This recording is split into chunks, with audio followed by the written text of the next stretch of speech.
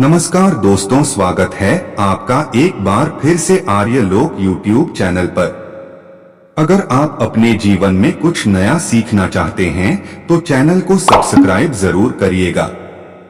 दोस्तों, इस वीडियो को अंत तक अवश्य देखिए क्योंकि इस वीडियो के जरिए आपको बहुत कुछ नया जानने को और सीखने मिलने वाला है जो आपके जीवन को बदल सकता है। दोस्तों, इस वीडियो में हमने जो कुछ भी जानकारी आपके साथ शेयर की हुई है वो सब जानकारी हमने श्रीमद् भगवद गीता से ली हुई है। तो बिना समय को गवाए चलिए वीडियो की शुरुआत करते हैं। दोस्तों, भगवद गीता में भगवान श्री कृष्ण अर्जुन से कहते हैं कि हे अर्जुन, जिस व्यक्ति ने अपने मन को जीत लिया है उसके लिए उसका मन सर्वश्रेष्ठ मित्र है, और जो व्यक्ति ऐसा नहीं कर पाया है उसके लिए उसका मन सबसे बड़ा शत्रु बना रहेगा। और भगवान श्री कृष्ण कहते हैं कि जिसने अपने मन को जीत लिया है उसने पहले ही परमात्मा को प्राप्त कर लिया हुआ है, क्योंकि उसने शांति प्राप्त कर ली है। और इस तरह के पुरुष के लिए सुख दुख और सर्दी गर्मी एवं मान अपमान एक सा होता है। इसलिए हे अर्जुन, अगर तुम्हें अपने जीवन में सुख और शांति चाहिए तो तुम्हें अपने मन को अपने वश में करना होगा। दोस्तों, भगवान श्री कृष्ण के मुख से यह सब बातें सुनने के बाद अर्जुन भगवान श्री कृष्ण से कहते हैं कि हे मधुसूदन, यह कहना तो बहुत आसान है कि तुम अपने मन पर काबू पा लो और तुम अपने मन के स्वामी बन जाओ, परंतु यही तो सबसे दुष्कर कार्य है, क्योंकि मेरा मन तो वायु की तरह चंचल, हठी और अत्यंत बलवान है, और इस कारण मुझे अपने मन को अपने वश में करना बहती हुई हवा को अपने वश में करने से भी ज्यादा कठिन लग रहा है। इसलिए हे माधव, मुझे यह बताइए कि आखिर यह मन क्या है और इस मन को अपने वश में कैसे कर सकता हूँ। अर्जुन का यह प्रश्न सुनने के बाद भगवान श्री कृष्ण अर्जुन से कहते हैं कि हे अर्जुन, मानव का मन मानव के शरीर का एक अदृश्य अंग है जो बाहर से कभी दिखाई तो नहीं देता है, किंतु वही मानव के शरीर का सबसे शक्तिशाली अंग है। मानव को मे के घमंड की मदिरा पिला पिलाकर मदहोश करने वाला पाखंडी केवल यह मन ही है। उसके हाथों में मोहमाया का जाल है जिसे वो मनुष्य की कामनाओं पर डालता रहता है और उसे अपने काबू में करता रहता है। मानव का मन शरीर से भी मोह करता है और अपनी खुशियों से और अपने दुखों से भी मोह करता रहता है। खुशियों में यह मन खुशियों भरे गीत गाता है और दुखों में यही मन दुख भरे गीत गुनगुनाता है। दूसरे लोगों को अपने दुखों में शामिल करके मनुष्य के मन को बहुत ज्यादा खुशी मिलती है। किसी भी मानव को उसका मन जीवन के आखिर तक अपने जाल से इतनी आसानी से बाहर निकलने नहीं देता, और इसी तरह उसे अपनी रस्सी में बांधकर उससे तरह तरह के नाच नचवाता रहता है। और यह सब तब तक चलता रहता है जब तक कि वो व्यक्ति अपने आप को अपने मन के अधीन रहने देता है, और जब वह व्यक्ति अपने मन के अधीन ना रहकर अपने मन को अपने अधीन करने लगता है तब उसका मन उसकी काबू में आ जाता है।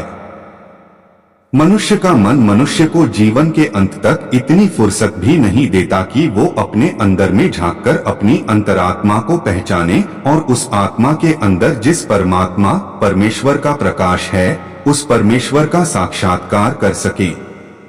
इसलिए हे अर्जुन, किसी भी जीवित प्राणी के लिए यह बहुत महत्वपूर्ण है कि वो प्राणी अपने मन को अपने काबू में करके अपने अंतर में झांककर अपनी अंतरात्मा को देखे, और जब वह व्यक्ति ऐसा करेगा तब उस व्यक्ति को अपनी अंतर आत्मा के अंदर परमात्मा का प्रकाश उसे स्पष्ट स्पष्ट दिखाई देने लगेगा, और इसी को ही परमात्मा का यानी कि ईश्वर का साक्षात्कार कहते हैं। हे अर्जुन, मानव का शरीर एक रथ की तरह ही है। जैसे आंख, नाक, कान, जीभ और त्वचा आदि, और इन सभी पांचों इंद्रियों रूपी घोड़ों को जो सारथी चलाता है वो सारथी हमारी बुद्धि है, और उस सारथी के हाथों में जो लगाम है वह हमारा मन है, और उस शरीर रूपी रथ में बैठा हुआ स्वामी ही मनुष्य की आत्मा है। मानव की इंद्रियां विषयों की ओर आकर्षित होती रहती है और यह सब तब तक ही होता रहता है जब तक कि वो मनुष्य अपने मन को अपने काबू में ना लाए। हे अर्जुन, जब तुम स्वयं अपने मन के अधीन ना रहकर अपने मन को अपने अधीन कर लेते हो तो यही मन तुम्हें एक अच्छे सारथी की तरह तुम्हारे शरीर रूपी रथ को सीधे मुझ भगवान श्री कृष्ण की ओर ले जाता है। तुम्हारा मन यदि तुम्हारा स्वामी है और तुम उसके अधीन होगे तो तुम्हारा मन तुम्हें माया के बंधन में जकड़ता रहेगा, और जब तुम अपने मन पर काबू पालोगे और तुम उसके स्वामी हो जाओगे तो यही मन तुम्हें मोक्ष के द्वार तक ले जाएगा। हे अर्जुन, अब मैं तुम्हें मनुष्य के मन को काबू में कैसे लाते हैं उसके बारे में बताता हूँ, जो तुम्हारे लिए और हर उस व्यक्ति के लिए बहुत महत्वपूर्ण है जो अपने मन को अपने वश में करना चाहता है। इसीलिए तुम इसे अपने हित के लिए ध्यान से सुनो। हे अर्जुन, मानवी मन को दो तरीके से अपने वश में कर सकते हैं। पहला तरीका है अभ्यास और दूसरा तरीका है वैराग्य। इन दोनों तरीकों से ही तुम अपने मन को अपने वश में कर सकते हो। अब इन दोनों तरीकों के बारे में तुम्हें अब विस्तार से बताता हूं।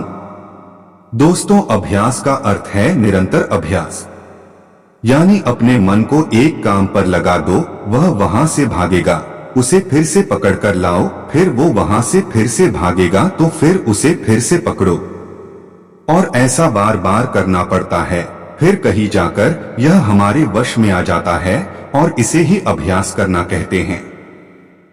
दोस्तों, अभ्यास में आप भगवान के पवित्र नाम का उच्चारण भी कर सकते हो, जिसे मैं भी हर रोज करता हूँ, क्योंकि भगवान के नाम जब से हमारा मन तारता है और हमारे मन में जो गंदे और विनाशकारी विचार आते रहते हैं ना, वो नाम जब से धीरे धीरे आने कम हो जाते हैं और हमारा मन हमारे काबू में आ जाता है। दोस्तों, अब मैं आपको उस हरे कृष्ण महामंत्र के बारे में बताता हूँ जिसे मैं हर रोज जपता रहता हूँ। दोस्तों, यह मंत्र प्रामाणिक संप्रदाय यानी कि गौड़ीय वैष्णव संप्रदाय से आया हुआ है, इसलिए मैं यह मंत्र आपको सजेस्ट कर रहा हूँ। हरे कृष्ण महामंत्र। हरे कृष्ण कृष्ण कृष्ण हरे हरे, हरे राम राम राम हरे हरे।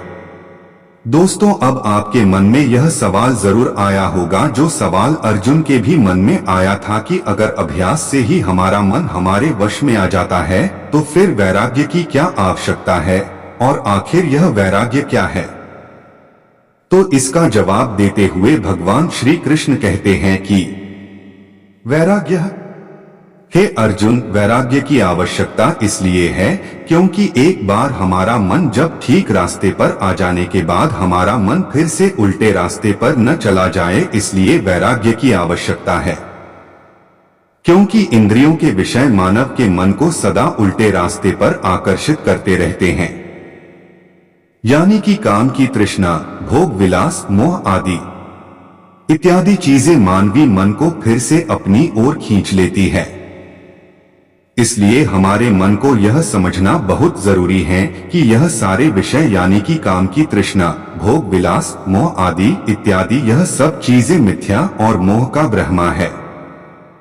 जब हमारा मन इस सत्य को अच्छे से समझ लेगा तो उसे इन सभी विषयों से मोह नहीं रहेगा, बल्कि उसे उनसे वैराग्य हो जाएगा, और इसे ही वैराग्य कहते हैं। दोस्तों, अगर आप भी इन दोनों तरीकों को अपने जीवन में अपना लेते हो तो आप भी अर्जुन की तरह अपने मन को अपने वश में कर सकते हो। दोस्तों, आज के इस गीता का ज्ञान वीडियो में सिर्फ इतना ही। दोस्तों, यह वीडियो आपको कैसा लगा यह हमें कमेंट करके जरूर बताइए। साथ ही इस पोस्ट को फेसबुक, व्हाट्सएप और टेलीग्राम पर अपने दोस्तों के साथ अवश्य शेयर कीजिएगा। जय श्री कृष्ण। दोस्तों, अंत तक बने रहने के लिए आपका बहुत बहुत धन्यवाद।